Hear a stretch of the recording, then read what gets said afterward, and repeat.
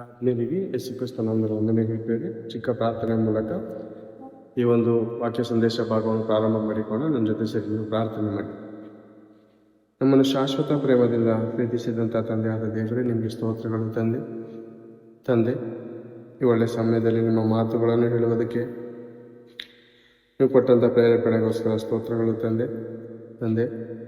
ಪ್ರಪಂಚವು ನೀವು ಬರೆಸಿರುವಂಥ ಗ್ರಂಥದ ಬಗ್ಗೆ ಅನೇಕ ತಪ್ಪುಗಳು ಮಾಹಿತಿಗಳನ್ನು ಆಲೋಚನೆ ಮಾಡಿಕೊಂಡಿದ್ದಾರಪ್ಪ ತಂದೆ. ಈ ಪ್ರಪಂಚದಲ್ಲಿರುವಂಥ ಮಾನವರು ಯಾವ ರೀತಿ ಜೀವಿಸಬೇಕು, ಹೇಗೆ ಜೀವಿಸಬೇಕು, ಯಾರಿಗೆ ಒಳಪಟ್ಟು ಜೀವಿಸಬೇಕೆನ್ನುವಂಥ ಮಧುರವಾದಂಥ ಮಾತುಗಳನ್ನು ನೀವು ಬರೆಸಿದ್ದೀರ ತಂದೆ. ಇದು ಪ್ರತಿಯೊಬ್ಬರ ಜೀವನಕ್ಕೆ, ಸ್ವರ್ಗಕ್ಕೆ ಇರುವಂಥ ಮಾರ್ಗದ ಜೀವಿತವಾಗಿದೆ ಎಂದು ತಂದೆ ಎಲ್ಲರೂ ತಿಳಿದುಕೊಳ್ಳುವಂತೆ ಸಹಾಯ ಮಾಡಿ, ಕೃಪೆ ತೋರಿಸಿ. ಈ ವಾಕ್ಯದ ಭಾಗವನ್ನು ಆಶೀರ್ವದಿಸಿ ಕೇಳುವಂಥ ನಿಮ್ಮ ಮಕ್ಕಳಿಗೆ ಬೇಕಾದಂಥ ವಿವೇಕವನ್ನು ಹೇಳುವಂಥ ನನಗೆ ಬೇಕಾದಂಥ ಪರಿಶುದ್ಧಾತ್ಮನ ಜ್ಞಾನವನ್ನು ಕೊಟ್ಟು ನಡೆಸಿ, ಪ್ರಾರಂಭದಿಂದ ಅಂತ್ಯದವರೆಗೂ ನಮ್ಮ ಮಧ್ಯದಲ್ಲಿ ನಿಮ್ಮ ನಾಮ ಒಬ್ಬರದೇ ಮಹಿಮೆ ಪಡಿಸಿಕೊಳ್ಳಬೇಕೆಂದು ಈ ಪ್ರಾರ್ಥನಾ ವಿಜ್ಞಾಪನೆಯನ್ನು ಯೇಸು ಕ್ರಿಸ್ತ ನಾಮದಲ್ಲಿ ಪ್ರಾರ್ಥಿಸಿ ಬೇಡಿ ಹೊಂದಿನಪ್ಪ ತಂದೆ. ಎಲ್ಲ ದೇವ ಜನರಿಗೆ ಮತ್ತೊಂದು ಸರಿ ಯೇಸು ಕ್ರಿಸ್ತ ನಾಮದ ವಂದನೆಗಳನ್ನು ಸಮರ್ಪಿಸಿಕೊಳ್ತಾ ಇದ್ದೀನಿ.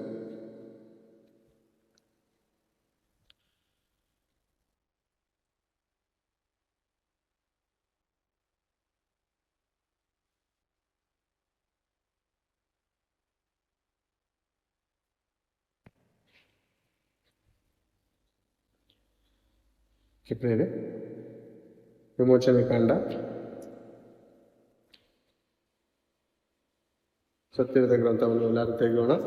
ಒಂದು ವೇಳೆ ನಿಮ್ಮ ಹತ್ರ ಸತ್ಯವೇದ ಬೈಬಲ್ ಅಂತ ಇಲ್ಲ ಅಂದರೆ ಪ್ಲೇಸ್ಟೋರಲ್ಲಿ ತುಂಬ ಕಡಿಮೆ MBಯಲ್ಲಿ ಡೌನ್ಲೋಡ್ ಆಗುವಂಥ ಪುಸ್ತಕವಾಗಿದೆ. ತುಂಬ ಅದ್ಭುತವಾದಂಥ ಒಳ್ಳೆಯ ಗ್ರಂಥವಾಗಿದೆ. ಪ್ರಪಂಚದಲ್ಲಿರುವಂಥ ಸರ್ವ ಮಾನವರು ತಿಳಿದುಕೊಳ್ಳಬೇಕಾಗಿರುವಂಥ ಸತ್ಯವೇದದ ಮಾತಾಗಿದೆ. ವಿಮೋಚನೆ ಕಾಂಡ 20ನೇ ಅಧ್ಯಾಯ 12ನೇ ವಚನ ಎಲ್ಲರೂ ಧ್ಯಾನಿಸೋಣ. ನಿನ್ನ ತಂದೆ ತಾಯಿಗಳನ್ನು ಸನ್ಮಾನಿಸಬೇಕು, ಸನ್ಮಾನಿಸಿದರೆ ನಿನ್ನ ದೇವರಾದ ಯೆಹೋವನು ಅಂದರೆ ಪರಮಾತ್ಮನು ನಿನಗೆ ಅನುಗ್ರಹಿಸುವ ದೇಶದಲ್ಲಿ ನೀನು ಬಹುಕಾಲ ಇರುವೆ. ಬೇರೆ ಇದು ಮತಗ್ರಂಥ ಅಂತ ಅಪಾರ್ಥ ಯಾರು ಮಾಡ್ಕೋಬಾರ್ದು ಬೇರೆ. ಭೂಮಿ ಮೇಲೆ ಕೋಟ್ಯಾಂತರ ಜನ ಮಕ್ಕಳಿದ್ದೇವ, ಆ ಮಕ್ಕಳಿಗೆ ತಂದೆ ತಾಯಿಗಳಿರ್ತಾರ, ಓಕೆನಾ? ಆ ಮಕ್ಕಳಿಗೆ ದೇವರು ಎಷ್ಟು ಒಳ್ಳೆ ಜ್ಞಾನದ ಮಾತನ್ನು ಹೇಳ್ತಾ ಇದ್ದಾರೆ ಅಂದರೆ, ತಂದೆ ತಾಯಿಯನ್ನು ಸನ್ಮಾನಿಸಿರಿ, ನಾನು ಅನುಗ್ರಹಿಸಿರುವಂಥ ದೇಶ ಇದು. ಯಾರು ಅನುಗ್ರಹಿಸಿದರೆ ದೇಶ? ಮೊದಲದಾಗಿ ನಮ್ಮ ತಂದೆ ತಾಯಿಗಳು ಈ ದೇಶವನ್ನು ನಮ್ಗೆ ಅನುಗ್ರಹಿಸಿ ಇಲ್ಲಿ ಕಳಿಸ್ಲಿಲ್ಲ. ದೇವರ ಚಿತ್ತ, ದೇವರ ಸಂಕಲ್ಪದ ಮೇರೆಗೆ ನಾವು ಪ್ರತಿಯೊಬ್ಬರು ಕರೆಯಲ್ಪಟ್ಟಿದ್ದೇವೆ ಬೇರೆ, ಓಕೆನಾ? ದೇವರ ಚಿತ್ತ, ದೇವರ ಸಂಕಲ್ಪದ ಮೇರೆಗೆ ನಾವು ಪ್ರತಿಯೊಬ್ಬರು ಕರೆಯಲ್ಪಟ್ಟಿದ್ದೇವೆ. ಆದುದರಿಂದ ನಾವು ಯಾರು ಒಳಪಟ್ಟು ಜೀವಿಸ್ಬೇಕಂತೆ? ದೇವರು ಕೊಡ್ತಾ ಇರುವಂಥ ಒಂದು ಆಜ್ಞೆ ಆಗಿದೆ, ನಿನ್ನ ತಂದೆ ತಾಯಿಗಳನ್ನು ಸನ್ಮಾನಿಸಬೇಕು. ಯಾಕೆಂದ್ರೆ ಅವರು ಅನುಭವಸ್ಥರಾಗಿರ್ತಾರೆ. ಅವರು ಹಾದು ಬಂದಂಥ ಮಾರ್ಗಗಳು ತುಂಬ ಕಠಿಣವಾಗಿ ಇರುವುದರಿಂದ ಮಕ್ಕಳಿಗೆ ಹೇಳುವಂಥ ಬುದ್ಧಿವಾದಗಳನ್ನು ಮಕ್ಕಳು ಏನು ಮಾಡಬೇಕಂದ್ರೆ ತಿರಸ್ಕಾರ ಮಾಡಬಾರ್ದು. ಈ ದಿನ ಏನೋ ಪ್ರಪಂಚ ತುಂಬ ಲೇಟೆಸ್ಟ್ ಆಗಿ ಬೆಳೀತಾ ಇದೆ ಅಂತ ನಾವೇನು ಮಾಡಬಾರ್ದು, ನಿನಗೇನು ಗೊತ್ತಿಲ್ಲಮ್ಮ ಅಪ್ಪ, ನಿನಗೇನು ಗೊತ್ತಿಲ್ಲಪ್ಪ, ಈಗ ಪ್ರಪಂಚ ಈ ರೀತಿ ಇದೆ ಅಂತ ತನ್ನನ್ನೇ ತಾನು ಜ್ಞಾನಿ ಎಂದು ಎಣಿಸ್ಕೋಬಾರ್ದು ತಂದೆ ತಾಯಿಗಳ ಮುಂದೆ. ಅರ್ಥ ಆಯ್ತಾ?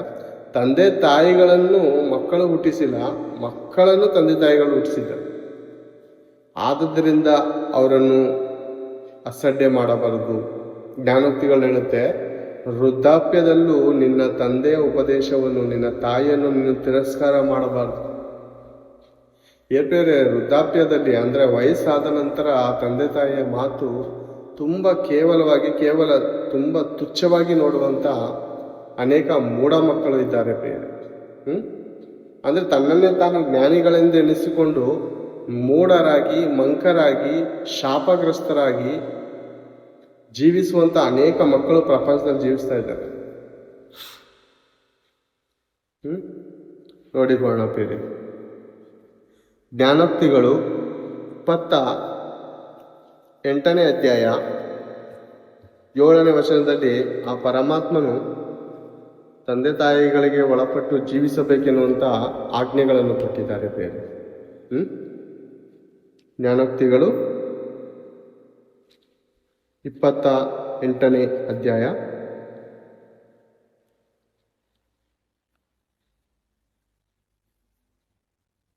7ನೇ ವಚನದಿಂದ, ಧರ್ಮೋಪದೇಶವನ್ನು ಕೈಕೊಳ್ಳುವವನು ವಿವೇಕಿಯಾದ ಮಗನು.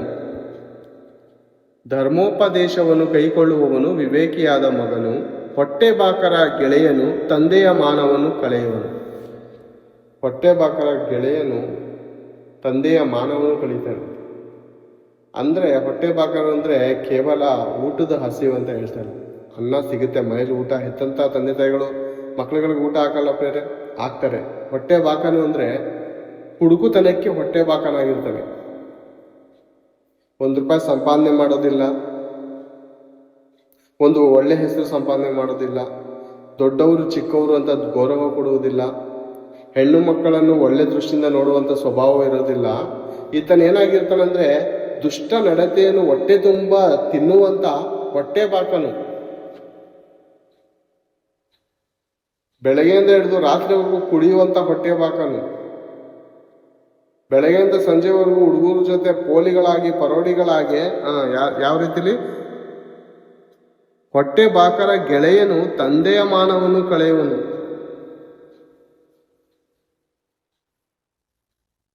ಹೊಟ್ಟೆಬಾಕರು ಸಹವಾಸ ಅಂದ್ರೆ ಕುಡುಕರು ಸಹವಾಸ ಮಾಡಿ ಅವನು ಹೊಟ್ಟೆಬಾಕನಾಗಿರ್ತಾನೆ. ಅವನು ಲುಚ್ಚನಾಗಿ ಲಫಂಗನಾಗಿ ತನ್ನ ತಂದೆ ತಾಯಿ ಮಾತಿಗೆ ಒಳಪಡದೆ, ತಂದೆ ತಾಯಿ ತೋರಿಸಿದಂಥ ಮಾರ್ಗದಲ್ಲಿ ಹೋಗದೆ, ಅವ್ರು ಸೇರಿಸುವಂಥ ಕೆಲಸವನ್ನು ಮಾಡದೆ, ತಾನಾಗಿ ತಾನು ಇಷ್ಟ ಬಂದ ಹಾಗೆ ಬದುಕಿ ತಂದೆ ತಾಯಿಗಳ ಮಾನವನ್ನು ಕಳೆಯುವಂಥ ಅನೇಕ ಏನಂತಾರೆ ಬೇರೆ ಲೋಕಲ್ ಭಾಷೆಯಲ್ಲಿ ಹೇಳ್ತಾರೆ ಚಪ್ರಿಗಳು ಅಂತ. ತಂದೆ ತಾಯಿ ಕೊಡಿಸುವಂಥ ಬೈಕ್ ಬೇಕು, ಅವ್ರು ಕೊಡಿಸುವಂಥ ಡ್ರೆಸ್ಗಳು ಬೇಕು, ಅವ್ರು ಇಸ್ಕೊಳ್ಳುವಂಥ ಖರ್ಚಿಗೆ ಕಾಸು ಬೇಕು. ಭಿಕಾರಿಯಾಗಿ ಅವ್ರ ಹತ್ರ ಪ್ರತಿದಿನ ಭಿಕ್ಷೆ ಬಿಡಿ ತಗೋತಾ ಇರ್ತೀವಿ ಬೇರೆ. ಆದರೆ ಅವ್ರ ಮಾತು ಒಳಪಡ್ತೀವ ನಾವು. ನೀವು ಕೆಲಸಕ್ಕೆ ಹೋಗುವಂಥ ಆ ಕೆಲಸದ ಯಜಮಾನನು ಒಂದು ದಿವಸ ಕೊಡುವಂಥ ನಿಮ್ಗೆ ₹500 ಕೂಲಿಗೋಸ್ಕರ ಮುಂಜಾನೆಯಿಂದ ಹಿಡಿದು ಸಂಜೆವರೆಗೂ ಕೆಲಸ ಮಾಡ್ತೀರಿ. ಅನೇಕರು ಕೆಲಸ ಮಾಡ್ತಾರೆ. ₹500 ಆತನ ಯಾರೋ ನಮಗೆ ಗೊತ್ತಿಲ್ಲ, ಪರಿಚಯ ಇಲ್ಲ, ಕೆಲಸ ಕರೀತಾನೆ, ಹೋಗ್ತೇವೆ, ಕೆಲಸ ಮಾಡ್ತೇವೆ, ಮೈ ಮುರಿದು ಕೊಡುವಂಥ ₹500 ತೆಗೆದುಕೊಂಡು ಬರೋದಕ್ಕೆ ಎಷ್ಟೋ ಆತನ ಹೇಳುವಂಥ ಅವಮಾನಗಳನ್ನು ಸಹಿಸ್ತೇವೆ. ತಂದೆ ತಾಯಿ ಹೇಳುವಂಥ ಒಂದು ಜ್ಞಾನದ ಮಾತು, ಒಂದು ಬುದ್ಧಿವಾದದ ಮಾತು, ಒಂದು ತಾಳ್ಮೆಯ ಮಾತನ್ನು ನೀವು ಕೇಳದೆ ಅವರಿಗೆ ತಿರಸ್ಕಾರವಾಗಿ ಹಿಂತಿರುಗಿ ಮಾತಾಡುವಂಥ ಅಜ್ಞಾನಿಗಳಾಗಿ ನಾವು ಬದುಕ್ತಾ ಇದ್ದೇವಾ? ತಂದೆ ತಾಯಿಗಳು ಒಂದು ಜ್ಞಾನದ ಮಾತು, ಒಂದು ಅವರ ಜೀವಿತದ ಉಳಿತಿಗೋಸ್ಕರ ಮಾತಾಡುವಂಥ ಮಾತನ್ನು ತಿರಸ್ಕಾರ ಮಾಡಿ ಏನೋ ದೊಡ್ಡ ಅವಮಾನ ಮಾಡ್ತಾ ಇದ್ದಾರೆ ತಂದೆ ತಾಯಿಯನ್ನು, ಹಾಗೆ ಅವರು ಮಾತಾಡೋದಕ್ಕೆ ಬಿಡದೆ ಮಾತಿಗೆ ಮಾತನ್ನು ಕೊಟ್ಟು ಅವರನ್ನು ಶಪಿಸುವವರ ಗತಿ ಏನು ಹೇಳಬೇಕು ಪ್ರೇರೆ? ಏನು ಹೇಳಬೇಕು ಅವ್ರ ಗತಿ? ದುರ್ಗತಿ ಬರುತ್ತೆ ಪ್ರೇರೆ. ತಂದೆ ತಾಯಿ ಹಿಂದೆ ಯಾರಿದ್ದಾರೆ ಗೊತ್ತಾ? ಆ ಸರ್ವೇಶ್ವರನಿದ್ದಾನೆ. ತಂದೆ ತಾಯಿ ಹಿಂದೆ ಯಾರಿದ್ದಾರೆ ಹೇಳಿ? ಆ ಪರಮಾತ್ಮನಿದ್ದಾನೆ. ನೀವು ತಂದೆ ತಾಯಿ ಮಾತನ್ನು ತಿರಸ್ಕಾರ ಮಾಡಿದ್ರೆ ಯಾರ ಮಾತನ್ನು ತಿರಸ್ಕಾರ ಮಾಡ್ದ ಹಾಗೆ? ಸ್ವತಃ ದೇವರ ಮಾತುಗಳನ್ನು ತಿರಸ್ಕಾರ ಮಾಡ್ದ ಹಾಗೆ. ಯಾಕಂದ್ರೆ ಮೊದಲದಾಗಿ ಆ ತಂದೆಯಾದ ಪರಮಾತ್ಮನು ಬುದ್ಧಿಯನ್ನು ಹೇಳಿಕೊಡುವಂತ ದೊಡ್ಡ ತಂದೆಯಾಗಿದ್ದಾರೆ. ಬುದ್ಧಿಯನ್ನು ಪಾಠವನ್ನು ಕಲಿಸುವಂತ ದೊಡ್ಡ ಮೇಷ್ಟ್ರ ಆಗಿದ್ದಾರೆ. ಓಕೆನಾ? ಅವರ ಕೈ ಕೆಳಗಡೆ ಇರುವಂತ ನಮ್ಮ ತಂದೆ ತಾಯಿಗಳಿಗೆ ಅವ್ರು ಹೇಳ್ಕೊಡ್ತಾರೆ, ನಿನ್ನ ಮಗನಿಗೆ ಈ ರೀತಿ ಬುದ್ಧಿ ಮಾತು ಹೇಳು, ಈ ರೀತಿ ಕೆಡ್ತಾ ಇದ್ದಾನೆ ಆತನು ಅಂತ. ಅವರು ಮಕ್ಕಳಿಗೆ ಹೇಳ್ತಾರೆ. ಕೊಟ್ಟಿದ್ದು ದೇವರೇ ಪ್ರೇರೆ. ಆತನ ಚಿತ್ತವಿಲ್ಲದೆ ನಾವು ಯಾರೂ ಹುಟ್ಟಲಿಲ್ಲ. ತಂದೆಯ ಗರ್ಭದಿಂದ ಕೋಟ್ಯಾಂತರ ಶುಕ್ರಕಣಗಳು ತಾಯಿಯ ಗರ್ಭದಲ್ಲಿ ಹೋಗಿ ಅದರಲ್ಲಿ ಪಿಂಡವಾಗಿ ಮಾರ್ಪಟ್ಟು 1 ತಿಂಗಳಿಗೆ ಮೂಗು, ಮತ್ತೊಂದು ತಿಂಗಳಿಗೆ ಕೈ, ಇನ್ನೊಂದು ತಿಂಗಳಿಗೆ ಕಾಲು, ಇನ್ನೊಂದು ತಿಂಗಳಿಗೆ ಮೆದುಳು, ಒಳಗಡೆ ಇರುವಂಥ ನರನಾಡಿ ಮೂಳೆ ಮಾಂಸ ಮುಚ್ಚು ಕೀಲುಗಳು ಬೆಳೀತಾ ಇದೆ ಅಂದರೆ ಆ ತಂದೆಯಾದ ಸರ್ವೇಶ್ವರನಿಂದಲೇ ನಾವು ನೀವು ಜನ್ಮಿಸಿ ಲೋಕಕ್ಕೆ ಬಂದಿದ್ದೇವೆ. ತಾಯಿಯ ಗರ್ಭ ಏನಾಗಿದೆ ಅಂದರೆ ಒಂದು ಬಾಡಿಗೆ ಗರ್ಭವಾಗಿದೆ. ಬಾಡಿಗೆ ಗರ್ಭ ನೋಡಿ ಪ್ರೇರೆ. ಅನೇಕ ಕಡೆ ಐಶ್ವರ್ಯವಂತರು ಏನು ಮಾಡ್ತಾರೆ ಅಂದರೆ ತನ್ನ ಸೌಂದರ್ಯವು ಕೆಡಬಾರದು, ನಾನು ಮಕ್ಕಳನ್ನು ಹೆತ್ತಬಾರದು ಅಂದ್ಬಿಟ್ಟು ಏನು ಮಾಡ್ತಾರೆ ಅಂದರೆ ಇಂಜೆಕ್ಷನ್ ಮೂಲಕ ಒಂದು ಸ್ತ್ರೀಯನ್ನು ಒಪ್ಪಂದ ಮಾಡಿಕೊಂಡು ಅವಳಿಗೆ ಇಷ್ಟು ಲಕ್ಷ ಹಣವನ್ನು ಕೊಟ್ಟು ಅವಳಿಂದ ಮಗುವನ್ನು ಪಡೆದು ತನ್ನ ಗಂಡನ ಶುಕ್ರಕಣವನ್ನು ಅವರಲ್ಲಿ ಇಂಜೆಕ್ಷನ್ ಮೂಲಕ ಕೊಟ್ಟು ಅವರಿಂದ ಮಕ್ಕಳನ್ನು ಪಡೆದು ತನ್ನ ಒಂದು ದೇಹವನ್ನು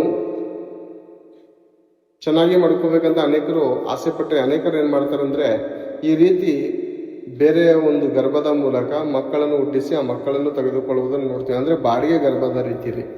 ಈಗ ಆ ತಂದೆಯಾದ ಪರಮಾತ್ಮನು ಒಂದು ತಾಯಂದಿರನ್ನು ಒಪ್ಪಂದ ಮಾಡಿಕೊಂಡಿದ್ದಾನೆ. ಗರ್ಭಫಲವು ಆ ತಂದೆಯಾದ ಸರ್ವೇಶ್ವರನ ಬಹುಮಾನ. ಅದು ಒಂದು ಉಡುಗೊರೆ. ಅಮ್ಮ ಮಗು ಕೊಡ್ತೀನಿ ಗರ್ಭದಲ್ಲಿ, ಅವ್ನು ಚೆನ್ನಾಗಿ ಆಟ ಆಡ್ಸು, ಮುದ್ದಾಡು, ಅವನು ತಪ್ಪು ಮಾಡ್ತಾ ಒಂದು ಶಿಕ್ಷಿಸು, ಬಿಡಬೇಡ.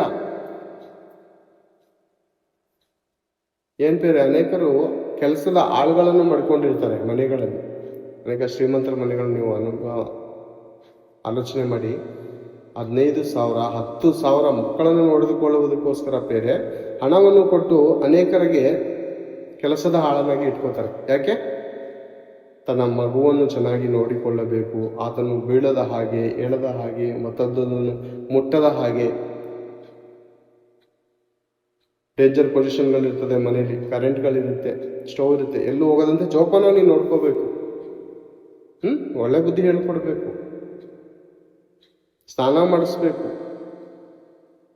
ಬಟ್ಟೆಗಳೆಲ್ಲ ಚೇಂಜ್ ಮಾಡಬೇಕು. ಈ ರೀತಿ ಒಂದು ಒಪ್ಪಂದ ಮಾಡಿ ಒಂದು ಕೆಲಸದ ಹಾಳನ್ನು ಇಟ್ಟಿದ್ದ ಹಾಗೆ ಆ ತಂದೆಯಾದ ಸರ್ವೇಶ್ವರನು ಪ್ರೇರೆ ನಮ್ಮೆಲ್ಲರ ಉಳಿತಿಗಾಗಿ ಒಂದೊಂದು ತಾಯಿಯ ಗರ್ಭವನ್ನು ಸಿದ್ಧ ಮಾಡಿ ಇಟ್ಟಿದ್ದಾರೆ. ಬೈಬಲಲ್ಲಿ ಇಬ್ರಿಯ ಬರೆದ ಪತ್ರಿಕೆ 10ನೇ ಅಧ್ಯಾಯ 5ನೇ ವಚನದಲ್ಲಿ ಯೇಸು ಕ್ರಿಸ್ತನಿಗೆ ಹೇಳುವಂಥ ಮಾತು ತಂದೆಯಾದ ಪರಮಾತ್ಮನಿಗೆ, ಯಜ್ಞ ನೈವೇದ್ಯಗಳು ನಿನಗೆ ಇಷ್ಟವಾಗಿರಲಿಲ್ಲ, ನನಗೆ ಒಂದು ದೇಹವನ್ನು ಸಿದ್ಧ ಮಾಡಿ ಕೊಟ್ಟಿ ಅಂತಾರೆ. ಮರಿಯಳ ಗರ್ಭದಲ್ಲಿ ಯೇಸು ಕ್ರಿಸ್ತನಿಗೆ ಒಂದು ದೇಹವನ್ನು ಸಿದ್ಧ ಮಾಡಿ ಕೊಟ್ಟ ಹಾಗೆ ನಮಗೂ ನಮ್ಮ ತಾಯಂದಿರ ಗರ್ಭದಲ್ಲಿ ಒಂದೊಂದು ದೇಹಗಳನ್ನು ಸಿದ್ಧ ಮಾಡಿ ದೇವರೇ ಕೊಟ್ಟಿದ್ದಾರೆ ಬೇರೆ.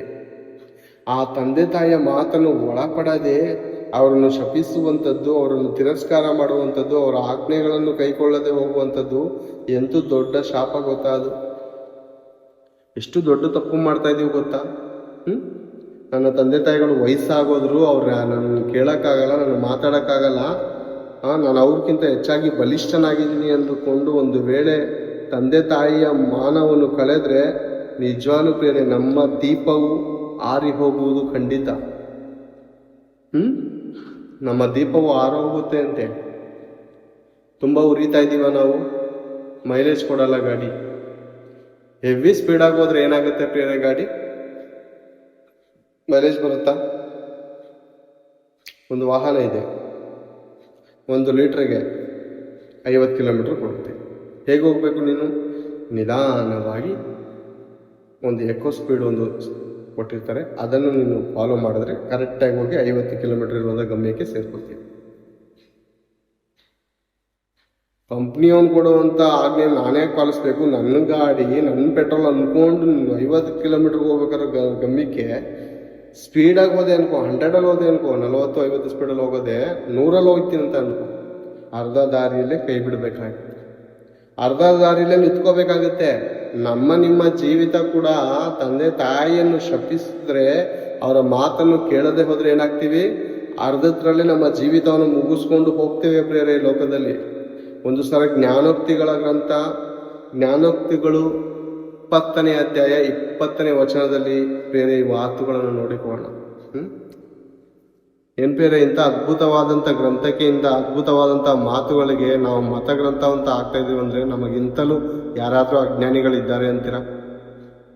ಮತಗ್ರಂಥನ ಇದು. ತಂದೆ ತಾಯಿಗೆ ಒಳಪಟ್ಟು ಜೀವಿಸು ಅನ್ನುವಂಥದ್ದು ಮತಗ್ರಂಥದಲ್ಲಿ ಇರುತ್ತಾ? ಅಥವಾ ಕ್ರೈಸ್ತರು ಮಾತ್ರ ಅವರ ತಂದೆ ತಾಯಿಗಳಿಗೆ ಒಳಪಟ್ಟು ಜೀವಿಸಬೇಕು ಅಂತ ಏನಾದರೂ ಬರೆದಿದೆಯಾ? ಸರ್ವ ಜನಾಂಗದವರಿಗೆ ಕೊಡ್ತಾರಂತ ಈ ಕಮೆಂಡ್ ಇದು, ಅರ್ಥ ಆಯ್ತಾ? ಆತನು ಭೂಮಿ ಆಕಾಶಗಳನ್ನು ಉಂಟು ಮಾಡಿದಂಥ ದೊಡ್ಡ ದೇವರು, ಆತನು ಎಲ್ಲರಿಗೂ ದೇವರಾಗಿರುವುದರಿಂದ ಎಲ್ಲರಿಗೂ ಆಜ್ಞೆಗಳನ್ನು ಕೊಡ್ತಾ ಇದ್ದಾರೆ.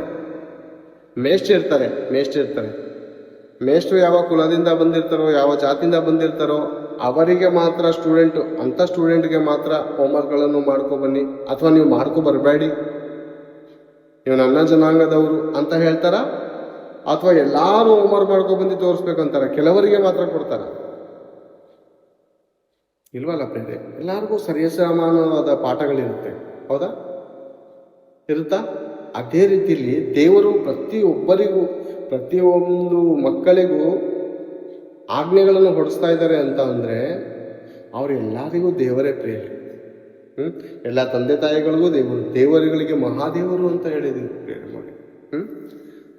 ಜ್ಞಾನೋಕ್ತಿಗಳು 20ನೇ ಅಧ್ಯಾಯ 20ನೇ ವಚನ ಒಂದ್ಸರಿ ಓದ್ತೀನಿ ನಿಮಗೋಸ್ಕರ.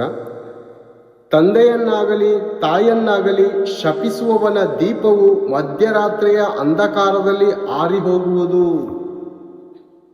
ತಂದೆಯನ್ನಾಗಲಿ ತಾಯಿಯನ್ನಾಗಲಿ ಶಪಿಸುವವನ ದೀಪವು ಮಧ್ಯರಾತ್ರಿಯಲ್ಲಿ ಆರಿ ಹೋಗುವುದು. ಮಧ್ಯರಾತ್ರಿಯಲ್ಲಿ ಅಂದ್ರೆ ನಮಗಿರುವಂತೆ ಈ ಮಧ್ಯರಾತ್ರಿ ಅಲ್ಲ ಪ್ರೇರೆ.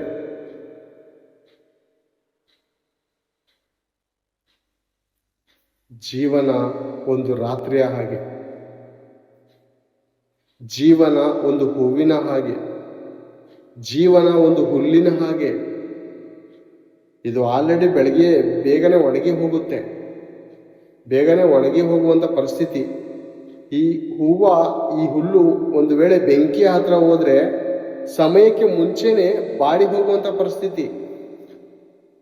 ಬಿಸಿಲು ಜಾಸ್ತಿ ಇದ್ರೆ ಏನ್ ಮಾಡ್ತಾ ಇರ್ತಾರೆ ಬೇರೆ, ಅಲ್ಲಲ್ಲಿ ಹೂವಕ್ಕೆ ನೀರು ಹೊಡಿತಾ ಇರ್ತಾರೆ ಬೇರೆ. ಯಾಕೆ? ಬಾಡೋಗುತ್ತೆ ಅಂತ. ನಾವು ನೀವು ಶಾಪಗ್ರಸ್ತರಾಗಿ ತಂದೆಯನ್ನಾಗಲಿ ತಾಯಿಯನ್ನಾಗಲಿ ಶಪಿಸಿದರೆ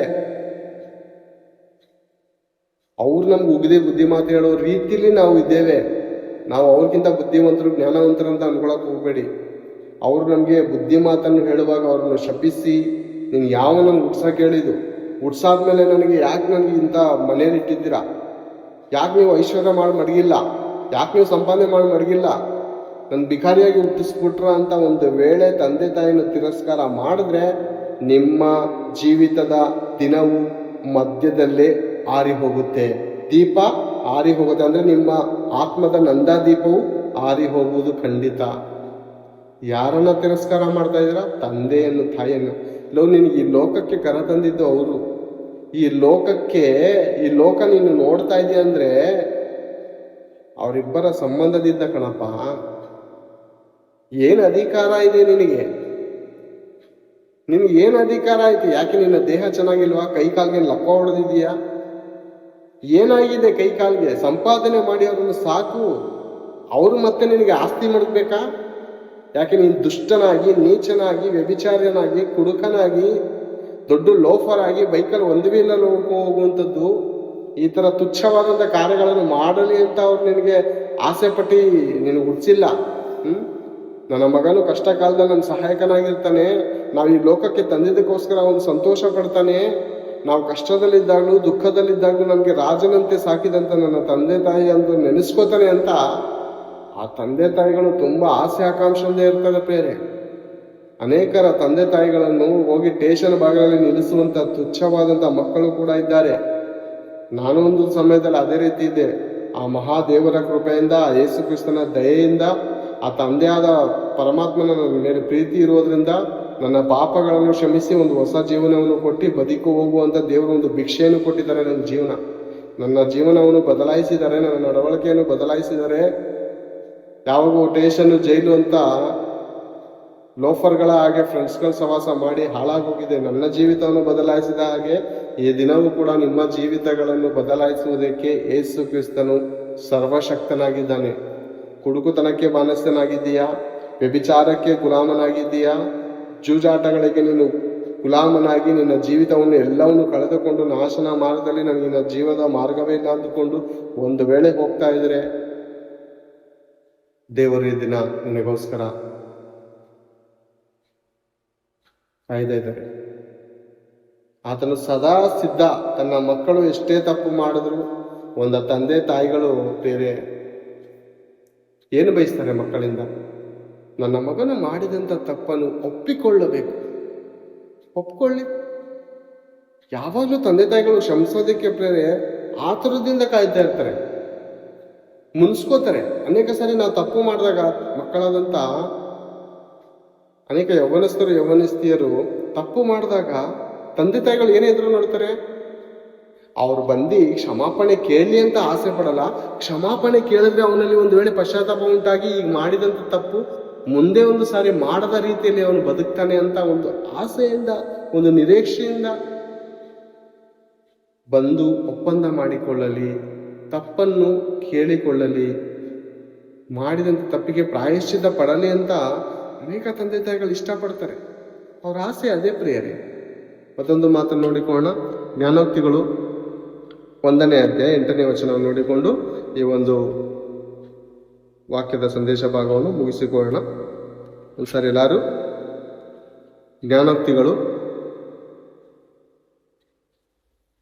1ನೇ ಅಧ್ಯಾಯ 8ನೇ ವಚನ. ಮಗನೇ, ನಿನ್ನ ತಂದೆಯ ಉಪದೇಶವನ್ನು ಕೇಳು, ನಿನ್ನ ತಾಯಿಯ ಬೋಧನೆಯನ್ನು ತೊರೆಯಬೇಡ. ಅವು ನಿನ್ನ ತಲೆಗೆ ಅಂದದ ಪುಷ್ಪ ಕಿರೀಟ, ಕೊರಳಿಗೆ ಹಾರ.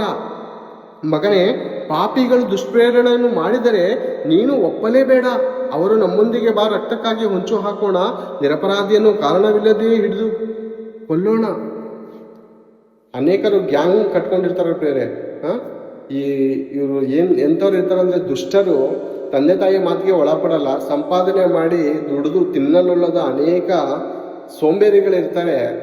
ಇವರೇನು ಮಾಡ್ತಾರಂದ್ರೆ ಎಲ್ಲ ತಂದೆ ತಾಯಿಯ ಮಾತುಗಳನ್ನು ತಿರಸ್ಕಾರ ಮಾಡಿ ಹುಡುಗರು ಒಂದು ಗ್ಯಾದರಿ ಕಟ್ಕೊಂಡು ಹೊಂಚಾಗ್ತಾ ಇರ್ತಾರೆ. ಯಾರ ಮನೆ ಹಾಳು ಮಾಡಲಿ, ಯಾವ ಆಟದಲ್ಲಿ ಇವತ್ತು ಹಣವನ್ನು ಹೊಡೆಯಲಿ, ಯಾವೊಂದು ಕೆಟ್ಟ ಕೆಲಸವನ್ನು ಮಾಡಿ ನನ್ನ ಹಣವನ್ನು ದೋಚಿಕೊಂಡು ಖರ್ಚಿಗೆ ಕಾಸು ಮಾಡ್ಕೋಬೇಕು,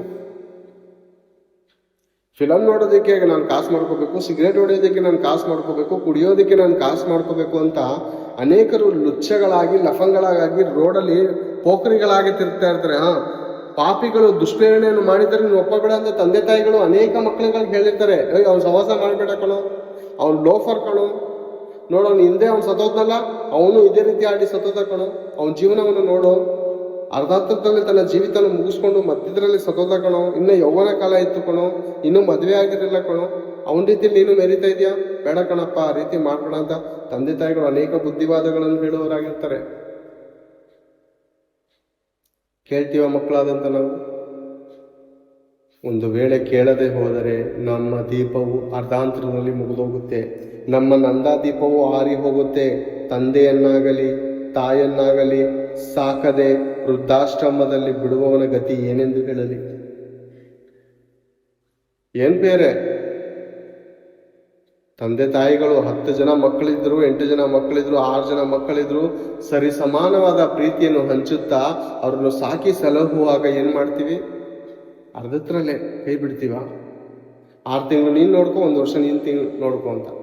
ಅಪ್ಪ ಅಮ್ಮ ಆ ದಿನ ವಿಭಾಗ ಮಾಡಿ ನಿಮ್ಮನ್ನು ತಂದೆಯ ಬಳಿಯಲ್ಲಿ ಇಷ್ಟು ದಿನ ಇರಪ್ಪ, ಇಷ್ಟು ವರ್ಷ ಇರಪ್ಪ, ಇಷ್ಟು ತಿಂಗಳಿರಪ್ಪ, ತಾಯಿಯ ಬಳಿಯಲ್ಲಿ ಇಷ್ಟು ದಿನ ಇರೋದು ಕೇಳ್ತೀಯ? ರಾತ್ರಿ ಭಯ ಬಂದಾಗ ಅಮ್ಮನ್ನ ತಪ್ಕೊಳ್ಳೋದಕ್ಕೆ ಅಮ್ಮ ಬೇಕು, ನಿನಗೇನಾದ್ರೂ ಬೇಕಾಗದಾಗ ತಗ್ಗಿಸ್ಕೊಳ್ಳೋಕೆ ತಂದೆ ಬೇಕು. ಈಗ ಬೇಡವಾ? ಈಗೆಲ್ಲ ತಗೊಂಡಿದ್ದೀರಿ, ಎಲ್ಲ ದೋಚ್ಕೊಂಡು ಅವರನ್ನು ಭಿಕಾರಿಯಾಗಿ ಮಾಡಿದೆಯಲ್ಲ, ಅವ್ರ ಆಸ್ತಿ ಎಲ್ಲ ಲಪ್ಪಾಯಿಸ್ಕೊಂಡಿದೆಯಲ್ಲ, ಈಗ ಯಾಕೆ ಬೇಕು ನಿನ್ಗೆ ತಂದೆ ತಾಯಿಗಳು? ಎಲ್ಲ ಬೇಕಾಗಿದ್ದು ತಗೊಂಡಲ್ಲ, ಎಲ್ಲ ನಿನ್ನ ಹೆಸರು ಮಾಡಿಸ್ಕೊಂಡಲ್ಲ, ಇವಾಗ ಯಾಕೆ ಬೇಕು ತಂದೆ ತಾಯಿಗಳು? ಏನಮ್ಮ ಸೊಸೆಯಂದಿರು ಕೂಡ ನೀವು ಅರ್ಥ ಮಾಡ್ಕೋಬೇಕು. ನಿಮ್ಮ ತಂದೆ ತಾಯಿಯಂದಿರು ಎಷ್ಟು ಕಷ್ಟಪಟ್ಟು ಪ್ರಯಾಸಪಟ್ಟು ನಿನ್ನ ಮದುವೆ ಮಾಡಿ ತವ್ರ ಮನೆ ಕಳಿಸಿದಾಗ ಅವ್ರ ತಂದೆ ತಾಯಿಯನ್ನು ನೀನು ಮಕ್ಕಳಿಂದ ದೂರ ಮಾಡ್ತೀವಲ್ಲ, ನೀನು ಸುಖವಾಗಿರ್ತೀಯ? ನೀನು ಬಿತ್ತಿದ ಬೀಜವನ್ನೇ ಒಂದು ದಿವಸ ನೀನು ಕುಯ್ಬೇಕಾಗುತ್ತೆ. ಒಂದು ದಿವಸ ನಿನ್ನ ಮಕ್ಕಳು ಈ ಸ್ಥಿತಿ ನಿನಗೆ ಮಾಡಿದಾಗ ನಿನಗೆ ಏನು ಅನ್ನಿಸ್ಬೋದು? ಅವಾಗ ಬದುಕಿದ್ದು ಸಾಯೋ ರೀತಿಯಲ್ಲಿ ಬದುಕಬೇಕಾಗತ್ತೆ. ನೀವು ಏನು ಬಿತ್ತಿರ್ತೀರೋ ಅದನ್ನೇ ಕೊಯ್ಬೇಕಾಗತ್ತೆ. ತಂದೆ ತಾಯಿಯನ್ನು ತಿರಸ್ಕಾರ ಮಾಡಿ, ಸೊಸೆ ಆಗಿರ್ಬೋದು, ತನ್ನ ಅತ್ತೆ ಮಾವನನ್ನು ತಿರಸ್ಕಾರ ಮಾಡಿ, ತನ್ನ ಮಗನಲ್ಲಿ ಹೊಟ್ಟೆಕಿಚ್ಚು ಪಟ್ಟಿ, ಅಂದ್ರೆ ಅತ್ತೆ ಮಾವಿಗೆ ಹೊಟ್ಟೆಕಿಚ್ಚು ಪಟ್ಟಿ ಬರುವಂತ ಗಂಡನಿಗೆ ಅವರ ಮೇಲೆ ದೂರು ಹೇಳುವಂಥದ್ದು, ಚಾಡಿ ಹೇಳುವಂಥದ್ದು, ಅವರನ್ನು ಮನೆಯಿಂದ ಹೊರಗಡೆ ಹಾಕಿಸುವಂತ ಕಾರ್ಯಕ್ರಮಗಳನ್ನು ಯಾರು ಸೊಸೆಯಂದಿರು ಮಾಡ್ತಾರೋ ನಾಳೆ ದಿವಸ ನಿಮ್ಮ ಮಕ್ಕಳು ನಿಮಗೋಸ್ಕರ ಸಿದ್ಧವಾಗಿರ್ತಾರೆ. ಯಾಕಂದ್ರೆ ಅವ್ರು ನೋಡ್ತಾ ಇದ್ದಾರೆ, ಅವ್ರ ಪ್ರತಿಯೊಂದು ಕಾರ್ಯಗಳನ್ನು ನೋಡ್ತಾ ಇದ್ದಾರೆ. ಅರ್ಥ ಆಯ್ತಾ? ಆಲೋಚನೆ ಮಾಡಿ ಬೇರೆ ಬೇಡ. ಯಾರು ಕೂಡ ತಂದೆ ತಾಯಿಗಳನ್ನು ತಿರಸ್ಕಾರ ಮಾಡಬೇಡಿ. ನಿಮ್ಮ ದೀಪವು ಮಧ್ಯರಾತ್ರಿಯ ಅಂಧಕಾರದಲ್ಲಿ ಆರಿ ಹೋಗದ ಹಾಗೆ ನೋಡ್ಕೋಬೇಕಂದ್ರೆ ತಂದೆ ತಾಯಿಗಳು ಇರುವಂತ ಎಷ್ಟು ವರ್ಷ ಇರ್ತಾರೆ ಪ್ರೇರೆ? ಎಷ್ಟು ವರ್ಷ ಇರ್ತಾರೆ ಹೇಳಿ? 20 ವರ್ಷಕ್ಕೆ ಮಕ್ಕಳಾಗಿರ್ತದೆ, 25 ವರ್ಷಕ್ಕೆ ಮಕ್ಕಳಾಗಿರ್ತದೆ. ನೀವು ಬೆಳೆದು ಒಂದು ಸ್ಥಾನಕ್ಕೆ ಬರುವ ಅಷ್ಟಕ್ಕೆ ಅವರು 50 ವರ್ಷ, 55, 60 ವರ್ಷ ಆಗಿರುತ್ತೆ. ಇನ್ನು ಬದುಕೋದೇ 5-6 ವರ್ಷ ಪ್ರೇರೆ. ಅಷ್ಟೇ. ನೀವು ಬದುಕು ಅಂದ್ರೆ ಅವ್ರು ಬದುಕಕ್ಕೆ ಆಯುಷ್ಕಾಲ ಇಲ್ಲ. ಅಷ್ಟು ವರ್ಷ ಆದ್ರೂ ಅವ್ರು ನೊಂದುಕೊಳ್ಳದ ಹಾಗೆ, ಚಿಂತೆ ಮಾಡದ ಹಾಗೆ, ಅವ್ರಿಗೆ ಬೇಕಾದಂಥ ಔಷಧಿಯನ್ನು, ಬೇಕಾಗಿರುವಂಥ ಅವ್ರಿಗೆ ಸಂತೋಷವನ್ನು ಕೊಟ್ಟು ಅವರನ್ನು ಪೋಷಿಸಿರಿ. ದೇವರು ನಿಮಗೆ ಭೂಮಿ ಮೇಲೆ ಉಳಿಸಬೇಕು, ಆಯುಷ್ಕಾಲವನ್ನು ಕೊಡ್ಬೇಕಂದ್ರೆ ಏನ್ ಮಾಡಬೇಕು? ದೇವರು ಅನುಗ್ರಹಿಸಿರುವಂಥ ಭೂಮಿಯಲ್ಲಿ ಬಹುಕಾಲ ಬದುಕಿ ಬಾಳಬೇಕಂದ್ರೆ ತಂದೆ ತಾಯಿ ಮಾತಿಗೆ ಒಳಪಟ್ಟು ಜೀವಿಸಿರಿ. ಎಷ್ಟು ಪರ್ಸೆಂಟ್ ಜನ ಈ ಲೋಕದಲ್ಲಿ ತಂದೆ ತಾಯಿಗೆ ಒಳಪಟ್ಟು ಜೀವಿಸ್ತಾ ಇದ್ದೇವೆ? ಕೇವಲ ಒಂದು 10%. 10% ತಂದೆ ತಾಯಿ ಮಾತುಗಳನ್ನು ಕೇಳೋರಿದ್ದಾರೆ. ಇನ್ನು 90% ಏನಾಗಿದೆ? ಯಾಕೆ ನೀವು ನೋಡ್ಕೊಳ್ಳಿಲ್ವಾ? ಅವರು ಸಾಕ್ಲಿಲ್ವಾ? ಚಿನ್ನದಂತೆ ಸಾಕಿರ್ತಾರೆ, ಬಂಗಾರದಂತ ಬದುಕನ್ನು ಕೊಟ್ಟಿರ್ತಾರೆ. ಆ ಬದುಕನ್ನು ನಾಶ ಮಾಡಿಕೊಂಡು ಹೆಣ್ಣಿಗೋಸ್ಕರನೋ, ಪ್ರೇಯಸಿಗೋಸ್ಕರನೋ, ಹೆಂಡತಿಗೋಸ್ಕರನೋ ತಂದೆ ತಾಯಿನ ತಿರಸ್ಕಾರ ಮಾಡ್ಕೋಬೇಡಿ. ನಿಮ್ಮ ಜೀವಿತವು ಸರ್ವನಾಶ ಆಗೋಗುತ್ತೆ. ಆದುದರಿಂದ ಭಯಭಕ್ತಿಯಿಂದ ತಂದೆ ತಾಯಿನ ಸನ್ಮಾನಿಸಿದರೆ ದೇವರ ಆಶೀರ್ವಾದಕ್ಕೆ ಪಾತ್ರರಾಗ್ತೀರ. ಇಲ್ಲದ್ರೆ ಶಾಪಗ್ರಸ್ತರಾಗಿ ಅರ್ಧಾಂತದಲ್ಲಿ ನಿಮ್ಮ ಜೀವಿತನ ಮುಗಿಸ್ಕೊಳ್ತೀರಾ. ಅಂದರೆ ನೀವು ಏನು ಬಿತ್ತಿರ್ತೀರೋ ನಿಮ್ಮ ಮಕ್ಕಳು ಅದನ್ನೇನು ಮಾಡ್ತಾರೆ ನಿಮಗೆ ಅನ್ನುವಂಥ ಮಾತನ್ನು ಭಯಭಕ್ತಿಯಿಂದ ನಾವು ಪಾಲಿಸುತ್ತಾ ದೇವರ ವಾಕ್ಯಕ್ಕೆ ಒಳಪಟ್ಟು ಜೀವಿಸೋಣ. ಎಲ್ಲರೂ ಪ್ರಾರ್ಥನೆ. ನಮ್ಮನ್ನು ಶಾಶ್ವತ ಪ್ರೇಮದಿಂದ ಪ್ರೀತಿಸಿದಂಥ ತಂದೆಯಾದ ದೇವರೇ, ನಿಮಗೆ ಸ್ತೋತ್ರಗಳು, ಕೃತಜ್ಞತೆಗಳು. ತಂದೆ ನೀವು ಬರೆಸಿರುವಂಥ ಗ್ರಂಥದಲ್ಲಿ ತುಂಬ ಅದ್ಭುತವಾದಂಥ ಒಳ್ಳೊಳ್ಳೆ ಆಲೋಚನೆಗಳನ್ನು ಹೇಳಿದ್ದಾರೆ ತಂದೆ. ಅನೇಕರು ಇದು ಮತಗ್ರಂಥ ಅಂದುಕೊಂಡು ತಂದೆ ಮಾಯದಲ್ಲಿ ಇದ್ದಾರಪ್ಪ. ಎಷ್ಟು ಶ್ರೇಷ್ಠವಾದಂಥ ಮಾತುಗಳನ್ನು ನೀವು ಬರೆಸಿದಿರ ತಂದೆ. ಎಲ್ಲ ತಂದೆ ತಾಯಿಗಳು ನಿಮ್ಮ ವಾಕ್ಯಕ್ಕೆ ಅಡ್ಡ ಬೀಳಬೇಕು ತಂದೆ. ನಮ್ಮ ಮಕ್ಕಳಿಗೆ ನಾವು ಹೇಳಿಕೊಡೋದಂಥ ಜ್ಞಾನವು ಸತ್ಯವೇದ ಹೇಳಿದೆಯಲ್ಲ ಅಂತ ಅವರೆಲ್ಲರೂ ನಿಮ್ಮ ವಾಕ್ಯವನ್ನು ತಂದೆ ಕೈ ಮುಗಿಬೇಕು ತಂದೆ. ಸ್ತೋತ್ರಗಳು ತಂದೆ. ಅವರಿಗೆ ಬುದ್ಧಿ ಕೊಡಿ, ಜ್ಞಾನ ಕೊಡಿ. ಎಲ್ಲ ಮಕ್ಕಳುಗಳು ತಂದೆ ತಾಯಿಗೆ ಮಾತಿಗೆ ಒಳಪಟ್ಟು ಜೀವಿಸುವ ಹಾಗೆ ಸಹಾಯ ಮಾಡಿ ಕಾಪಾಡಿರಿ ತಂದೆ. ಅನೇಕರು ಕುಡುಕರು ದೇವರೇ, ಅನೇಕ ಪೋಲಿಗಳಾಗಿ ತಂದೆ ಮಕ್ಕಳು ಅಲಿಯುವಾಗ ತಂದೆ ತಾಯಿಗಳು ತುಂಬ ನೋವು ಪಟ್ಟುಕೊಳ್ಳುವಂತಾಗಿದೆ. ಎಲ್ಲರಿಗೂ ಒಳ್ಳೆ ಬುದ್ಧಿ ಬರುವಂಥದ್ದು ನಿಮ್ಮ ಸತ್ಯವೇದ ಗ್ರಂಥದಲ್ಲಾಗಿದೆ ಎಂದು ತಿಳಿದುಕೊಂಡು ಎಲ್ಲರೂ ನಿಮ್ಮ ಮಾತಿಗೆ ಒಳಪಟ್ಟು ಜೀವಿಸುವ ಹಾಗೆ ಸಹಾಯ ಮಾಡಿ ಅವರ ಆತ್ಮಗಳನ್ನು ರಕ್ಷಿಸಿ ಕಾಪಾಡಬೇಕೆಂದು ಈ ಪ್ರಾರ್ಥನೆಯನ್ನು ರಕ್ಷಕರಾದ ಕ್ರಿಸ್ತೇಸನನ್ನು ಪ್ರಾರ್ಥಿಸಿ ಬೇಡಿ ಹೊಂದಿದ್ದೀನಪ್ಪ ತಂದೆ. ಆಮೇಲೆ ಎಲ್ಲ ಆತ್ಮೀಯರಿಗೆ ಯೇಸು ಕ್ರಿಸ್ತನ ನಾಮದಲ್ಲಿ ವಂದನೆಗಳು. ಧನ್ಯವಾದ.